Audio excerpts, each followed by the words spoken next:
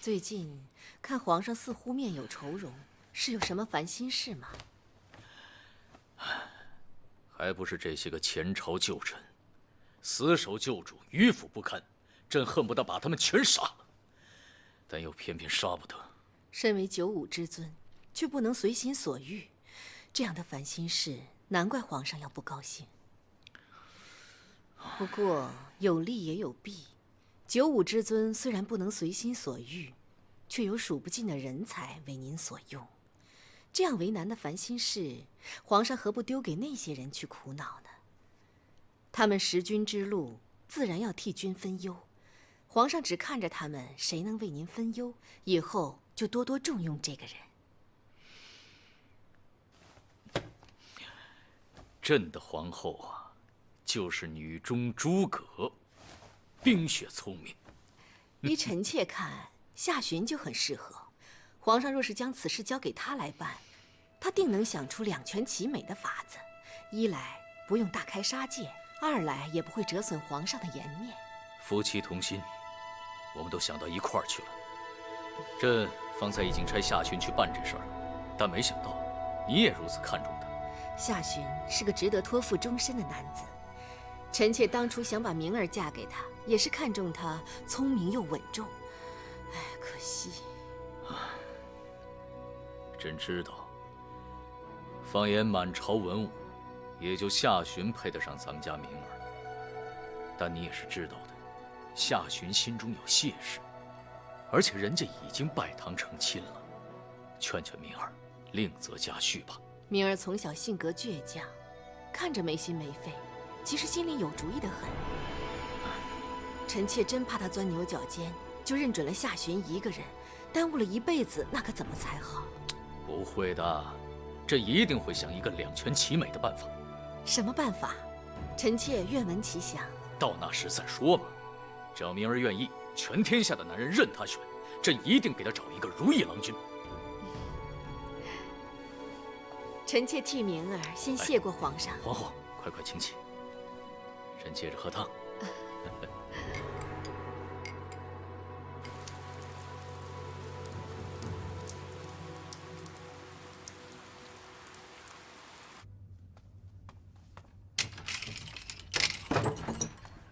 你们这些狗官、奸贼、贱贼、狗官，你们不得好死！混账东西！奸贼！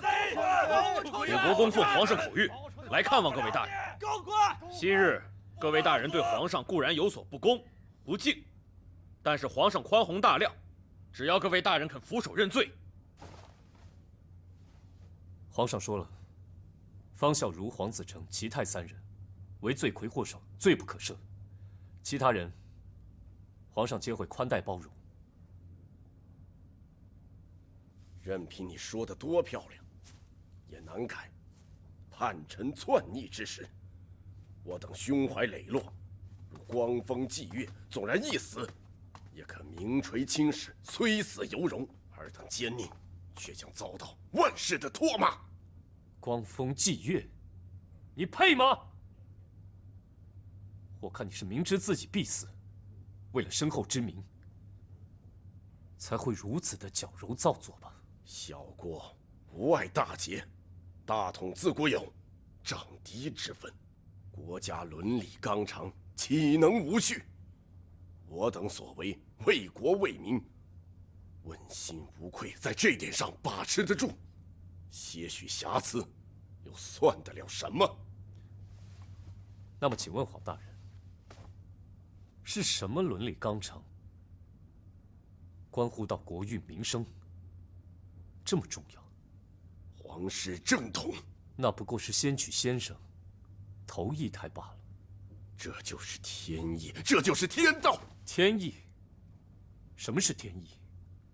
如今燕王殿下当上了皇上，这就是天意。借闻偌大江山，敌不过北平一隅。他何德何能啊？哼，皇上治人治孝，岂是阉贼所能比的？黄大人若想讲道理，那我就陪你好好的讲讲道理。这一家之主刚刚过世，尸骨未寒，这继承了皇位的长孙，便迫不及待地排挤各方叔父。这样的侄儿，难道就算得上是大仁大义吗？是，燕王真的反了。那没有反的呢？齐王还有吴王，他们两个又落得什么样的下场？为天地立心，为生民立命，我黄某死而无憾。你这将死之人，还跟本国公在这妄论大义？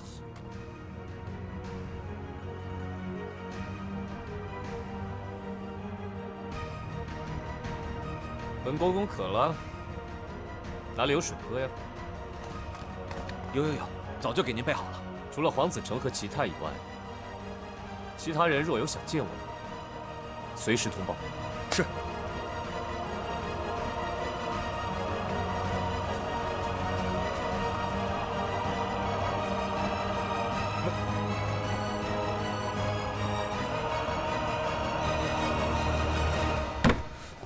夏洵，你就那么想坏我的好事？嘉行，让他们咬，让他们咬出越多人越好。去。是。夏洵，我看你能救出多少人？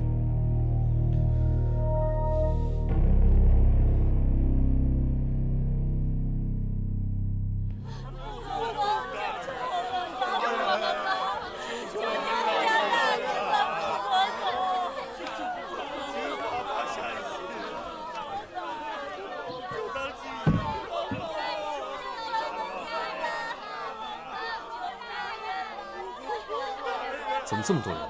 回老爷，府门口聚了很多人，我们进不去。走后门。你也别太着急了，这事总会有答案的。老爷，老爷，问到了吗？问到了，他们说，咱家老爷深受皇上器重，希望老爷帮忙向皇上求情，放过他们的家人。他们是从哪儿听来的？小林，你先出去想个办法，让门口的人先散去，免得那些别有用心的人看见了，构陷我们大人。是，我这就去。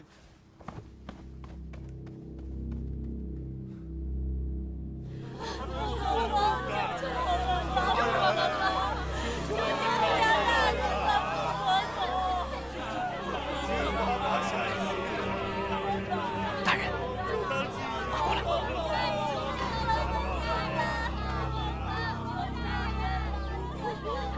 这怎么回事啊？回禀大人，这些日子每天都有犯臣的家属跪在大门口求老爷帮忙求情呢。大人，这边走。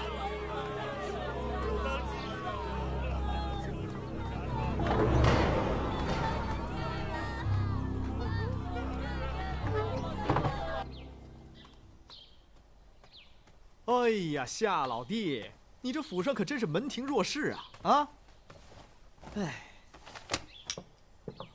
西门兄，你就别幸灾乐祸了，我可真是后悔不已啊！哎，怎么就你一个人啊？我们家谢姑奶奶呢？她不是嫌最近府门口比较吵闹吗？所以每天就在店里面待着，等到了闭门了再回来。现在知道好人难做了吧？请神容易送神难。我倒是担心这样下去，万一传到皇上的耳朵里。夏老弟，我总觉得这事情没有这么简单。会不会有人想趁此借题发挥，动摇圣上对你的信任？西门兄也这么觉得？我倒是派左丹去查过此事，结果如何？他打听到的消息是有人向犯官的家属透露了我的住址，并怂恿他们到我府门前来求情。是谁？夏老弟，你就别瞒着我了。你怀疑谁，不妨直说。我曾经以锦衣卫对旧臣所用的刑法过于阴狠，去找过季老弟，但是他坚持己见，我们俩有一些话语上的冲突。后来我就进宫了。你是在怀疑季刚因为此事对你怀恨在心，所以才弄出事端，让你难堪，对不对？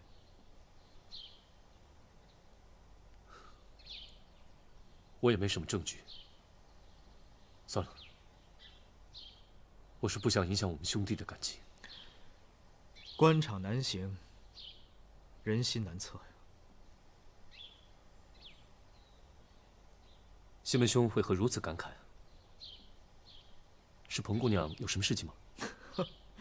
他能有什么事啊？倒是我，每天都寸步不离地跟着他，生怕一个不注意，仅因为那群豺狼虎豹就把他给吞了。哎呀，好了，时间不早了，我得赶紧回去盯着他了。哎，你自己也要多加注意啊。好，你慢走，我就不送了。夏老弟，别怪我没有提醒你，防人之心不可无。俗话不是说，就算是亲兄弟，都要明算账。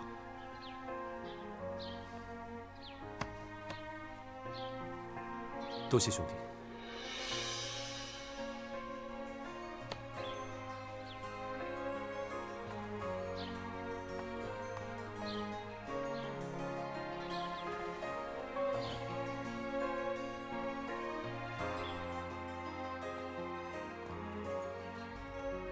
我刚才听下人说西门庆他来过了。是啊，许久未见，叙叙旧。他倒是被咱们家门口那些不请自来的客人给吓了一大跳。新衣裳还算合身，果然是佛要金装，人要衣装。看来娘子现在是嫌弃你夫君了。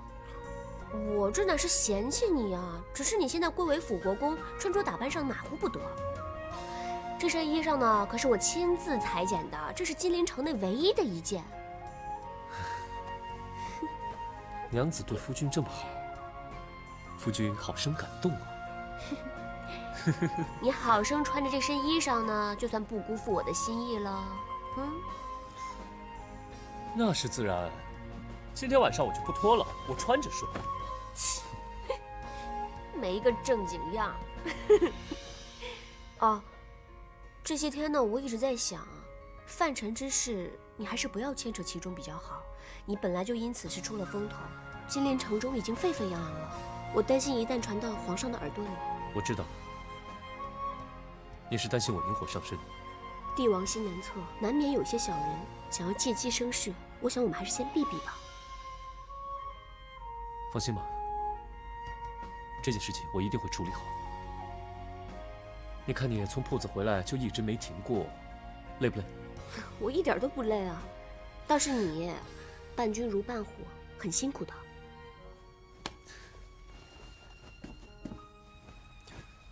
得此娇妻啊，夫复何求？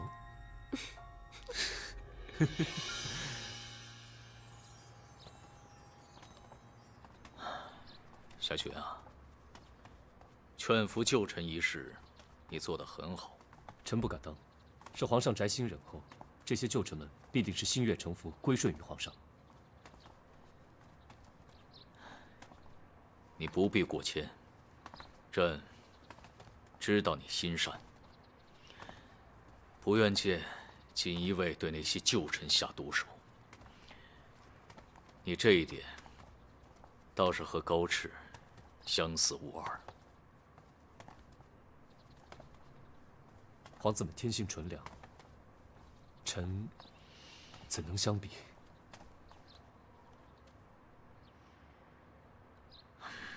我诸多儿子中，属高炽最为纯良。不过，罢了。夏雪，为人心善是好事，但是不可被有心人利用了。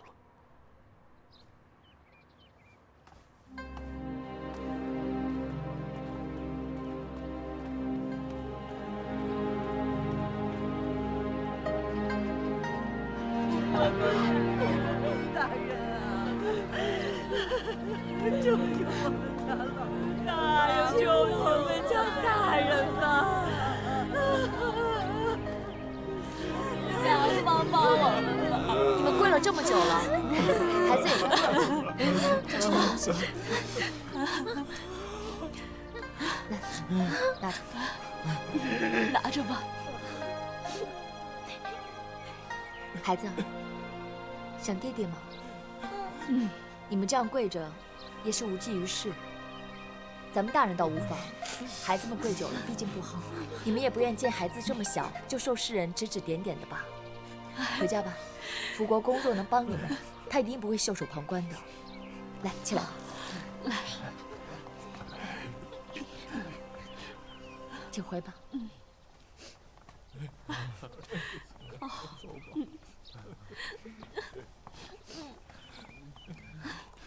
嘿，子琪，猜猜我是谁？是你呀。哼哼，还是我家娘子厉害，把夏老弟家的门神都给送走了。是吗？哎呀！疼！哎呀，虐待亲父啊！救命啊！你现在胆子挺大呀！啊，谁允许你碰我的？痛了，你能不能把手放开再说？哎呦！我刚才看你对那小孩子特别温柔，怎么说变脸就变脸啊？我方才去指挥司找你，他们说你来了国公府，我不放心你，特地过来看看你，没想到一来你就……你少跟我啰嗦！夏巡交给我的任务完成了，赶紧给我回去！我不回去手断了，还当什么差啊？走啊！走！谢谢。快进来！为何带我来书房啊？那，先坐下。我仔细的想了一宿，觉得眼下你务必尽快的抽身出来，不能再插手了。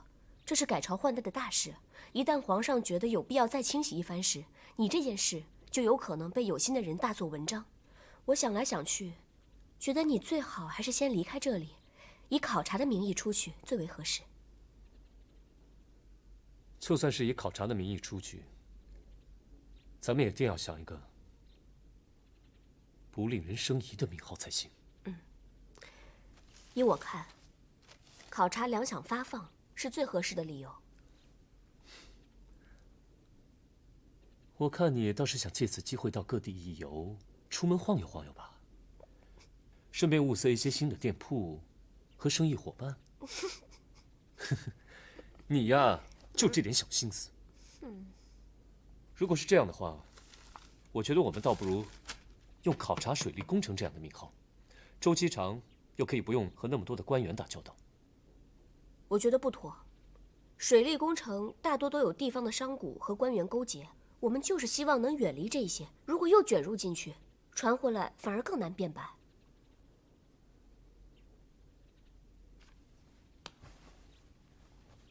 我们再好好的想想，总有一个办法可以让我暂且脱离朝中之事。老爷，老爷，皇上派人来接您，让您即刻觐见，有要事商议。好，你下去。是。放心吧，我去就回。这是我昨天晚上模仿你的笔记，草拟了几份奏折，你先带上，以备不时之需。好了，你快走吧，皇上还在等着你呢。你呢，在路上也好好的想想，用哪个理由请奏比较好。照我看啊，这件事儿不能再拖了，你趁这个机会，干脆请旨算了。我会找个时机向皇上请奏的，你就乖乖在家等我的好消息。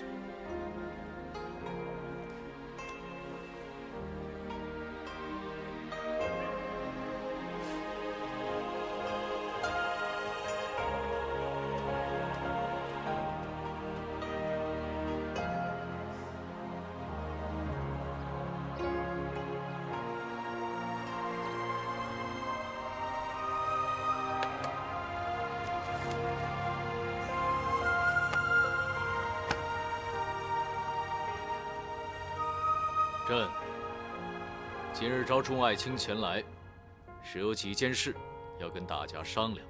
一，朕想重修太祖实录，不知众爱卿有何人选推荐呢？微臣愿为皇上分忧。臣自荐。好，那就以曹国公李景龙，兵部尚书如常为正副监修官，以侍讲谢晋为总裁官，以翰林学士王景、右通政李志刚、侍读黄怀、修撰李贯等人为纂修官，重修太祖实录。臣等遵旨。皇上，微臣有句话，不知该不该说。但说无妨。不如将建文朝的事迹附录于太祖实录后面，一来可以给旧臣们看看皇上的大义，这二来也可以解释建文帝在位4年发生何事。也好，你记得添这一笔就是了。臣遵旨。还有一事，朕打算重开太祖时期的华义殿、武英殿、文渊阁、东阁大学士，以备顾问。不知众爱卿意下如何呀？臣等以为此乃造福社稷之举。至于入阁人选，朕还需要思量。皇上所言极是，理当慎重。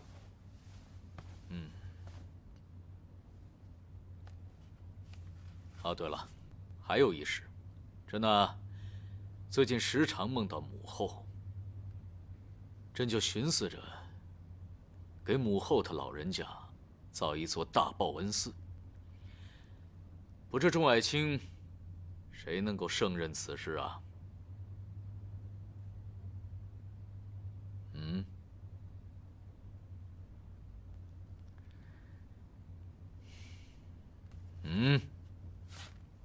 臣愿意替皇上分忧，请旨修建大报恩寺。朕本也主意于你，你一定要替朕做好此事。臣领旨。好了，没什么事了，众爱卿，你们就先退下吧。臣等告退。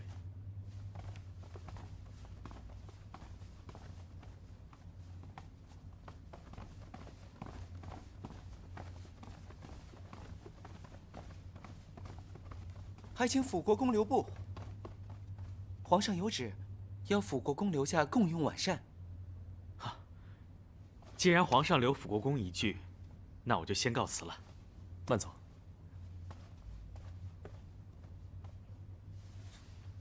这皇上有没有说是为何留我用膳？没有啊，只是邀请了锦衣卫指挥使纪刚纪大人也一起用膳。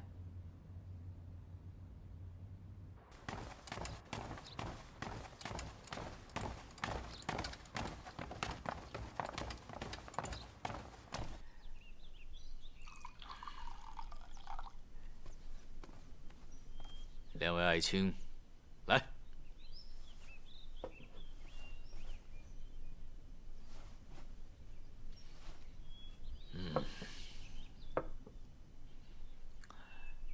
都不必太拘礼了，吃吃便饭而已。见闻旧臣一事，你们二人，一个唱红脸，一个唱白脸，配合得不错，着实替朕解决了不少烦恼。那是皇上运筹帷幄的好，我等只是做了分内之事。朕知道，在这件事上，你们各有不同的政见，但朕也相信，你们二人都是对朕忠心不二之臣。我和夏兄虽然不是亲兄弟，但我们一起经历了很多，即使有些分歧，我们也会携手替皇上分忧。夏兄，你说是不是？不是亲兄弟，胜似亲兄弟。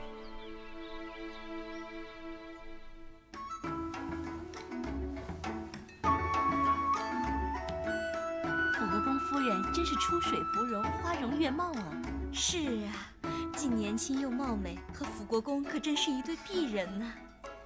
我看各位姐姐们才是风姿卓越、光彩照人呢。姐姐们也不要光顾着说话，喝喝茶，吃点点心，当成自己家就好。一看妹妹就是知书达理、温柔可人呐，谈吐举止就是不一样啊。夏雪啊，夏雪，你还不回来？我都快被烦死了。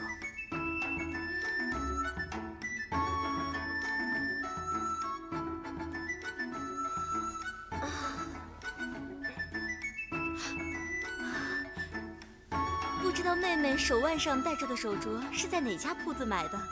我可从未在这金陵城中见过啊！这个是在我熟知的店家那儿买的。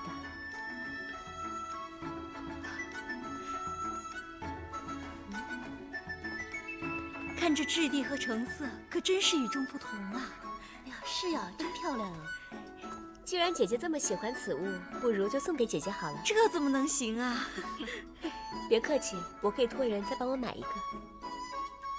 看辅国公夫人啊，穿戴就是不一样，显得格外好看。不知夫人是在哪家商铺买的？不如也告诉我们，我们呀花多少钱都行。是啊是啊，女人就得靠这些东西陪衬着。对对对，说得对呀。来，再饮一杯。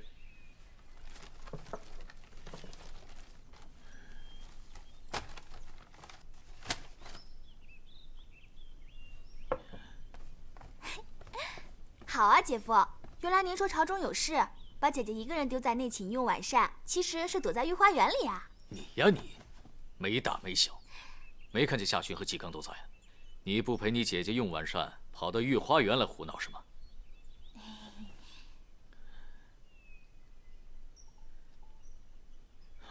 明儿，宫中的礼仪你一点都没学到，这些玩意儿你倒是个个没落下。啊，姐夫，你可别光说我可听说您小时候也特别爱玩这个。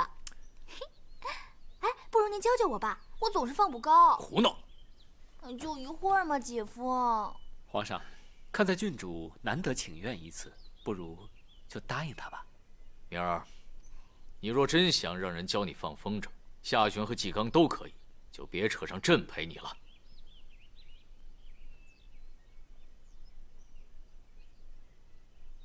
呵呵，我看还是纪刚教吧。若是没什么事，臣就先行告退。爱妻还在家中等着我呢。哎，你看看我，我都忘了。新婚燕尔，娇妻等在家中望眼欲穿了吧？啊！既然辅国公有要事要告退，那明儿就不求大人教了，先告退了。你给我，明儿，没规矩！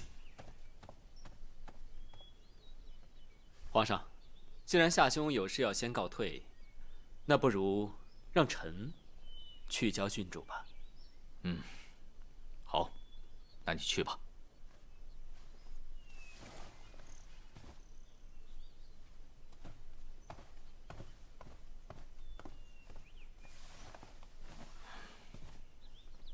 夏玄啊，朕本以为她是女孩子家，耍耍小性子，几日就好了。现在看来，还是对你有情啊。郡主她还是个孩子，过几日就把朕忘了。朕和皇后都想给郡主找个如意郎君，让她出嫁。女孩子家的，总拖着不嫁，终归是不妥。那皇上和皇后现在有什么合适的人选吗？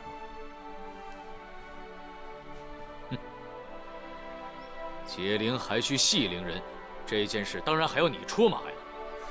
你呀，抽空陪陪郡主，也帮朕问一问，说不定就能套出什么话。这行不行？给这个准话。皇上，臣要回去陪爱妻了，要不然就挨骂了。你。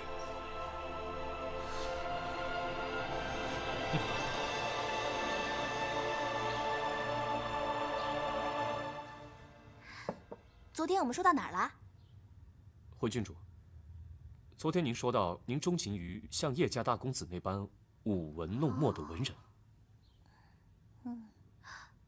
你这一连好几天都站着问我，你不累吗？不累，请郡主继续。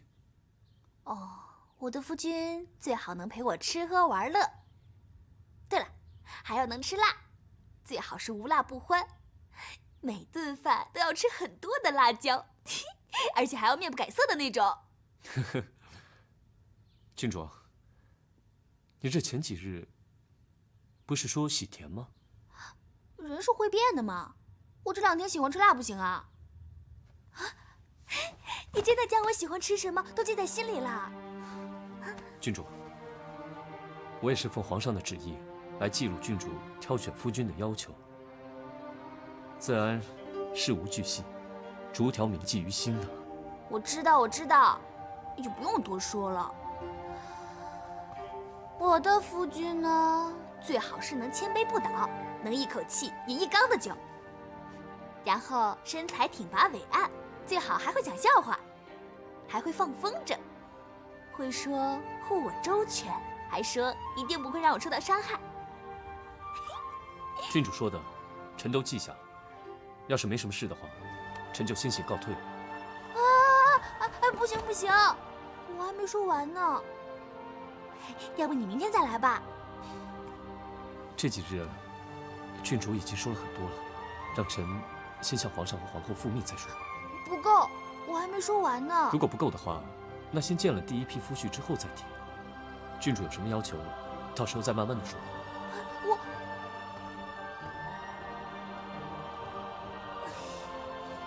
夏薰，我一定会把你夺回来的。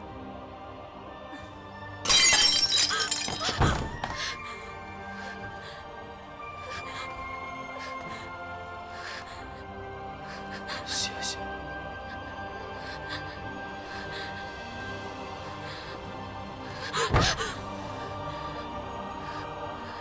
你是我的，你是我的。为什么？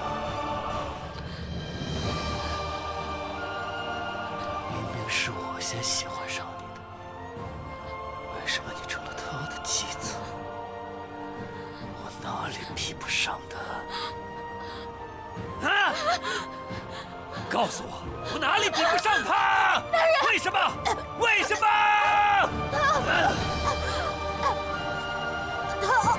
谢谢，谢谢。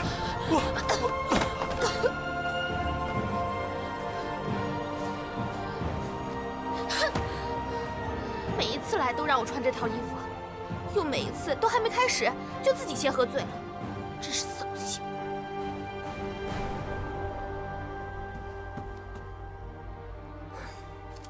你终于舍得回来了。你怎么还不休息啊？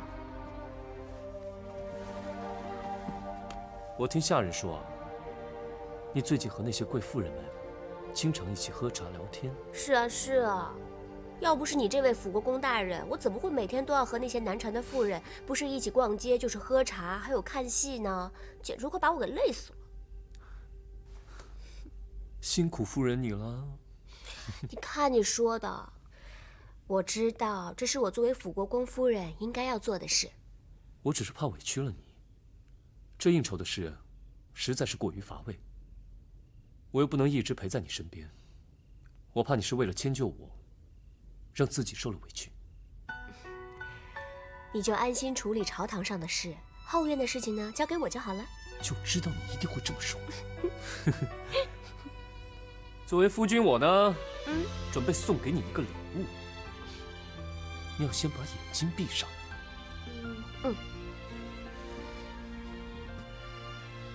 不许偷看啊！我知道了。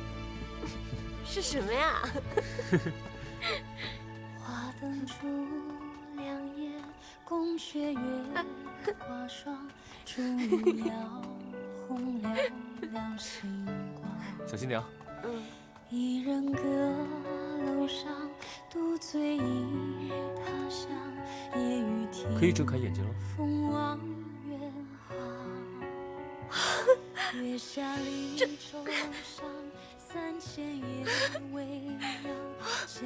这你什么时候准备的？这是个秘密。我是希望我的夫人永远是一个自由自在的谢谢。自由自在的谢谢，还以为你要送我的是2间铺子呢。哎呀呀！我怎么把这事给忘了？这才是真正的谢谢。今日你给了我一个这么大的惊喜，过几日呢，我也还你一个惊喜。你喜欢吗？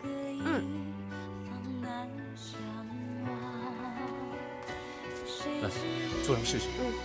你要推高一点啊。好，推高一点啊。再高一点。再高一点。再高一点。哎呀，谢谢太重了，我推不动了。你说什么？有本事你再说一遍。准备好了啊，再高一点。悠着点。来。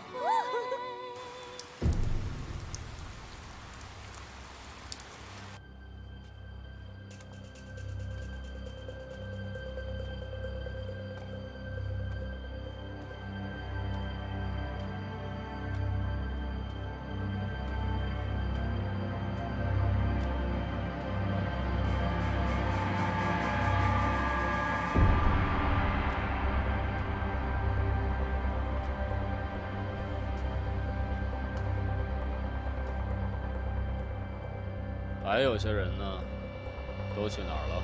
让他们趁我还没有发火之前赶紧滚出来！回大人，今天早上辅国公大人带着皇上口谕，抽走了咱们锦衣卫的一些人，说有要事。你为什么现在才跟我说？回大人，小人以为大人和辅国公交情匪浅，定是已经知晓了，所以也就没有及时禀报。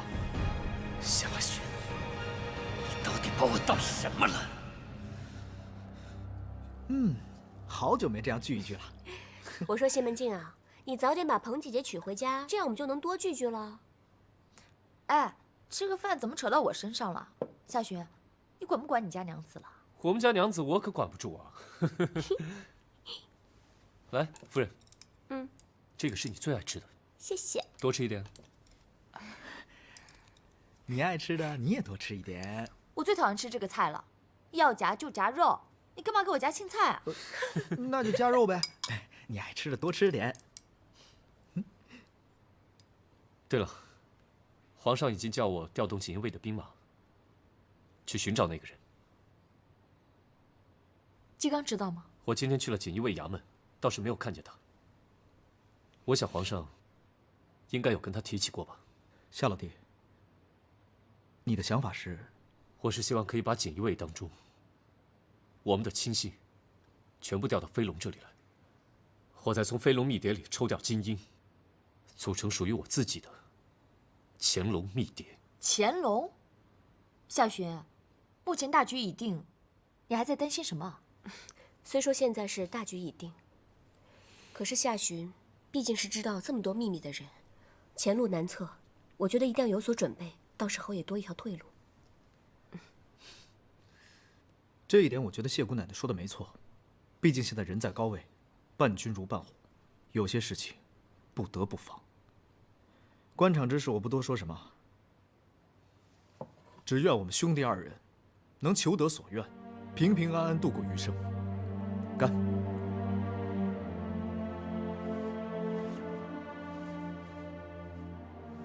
能得诸位良友，是我夏寻一生的福气。那能娶到像我这样的娘子，是你一生最大的福气。行了，那接下来我的飞龙密谍还要交给你们二位了。除了你们二位之外，我夏寻真的不知该有何人可信了。夏老弟，原来你这顿饭是鸿门宴啊！还是按照老规矩，我负责联络。至于他，你们放心吧，我去哪儿他去哪儿，这事儿啊，他少不了的。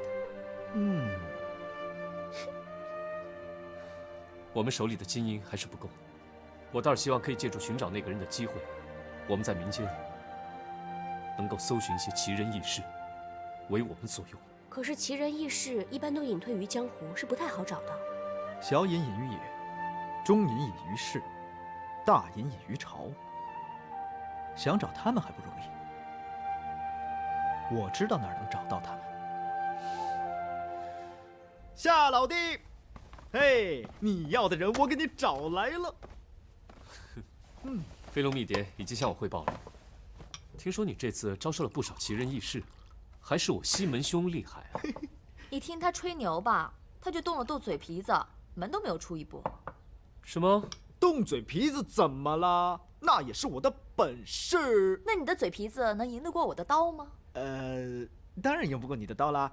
但如果我的嘴皮子能被你的刀给削下来，我也非常愿意。好了好了，眼下真有一件事，既可以用得着彭姑娘高强的武艺，还可以用得着西门兄的嘴皮子。哦，有什么事尽管放马过来。那我就当你答应了，不许反悔。当然，快说。我是希望你们可以去一趟海宁双鱼岛，招安徐虎和苏颖。招安？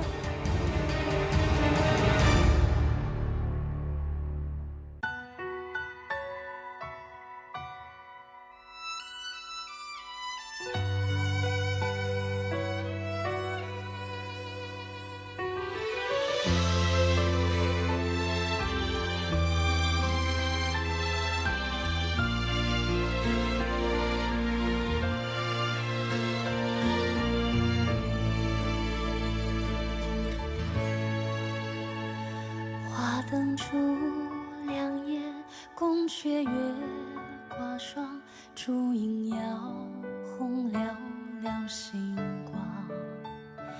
一人阁楼上，独醉忆他乡。夜雨听风望远方，月下离愁伤，3000夜未央。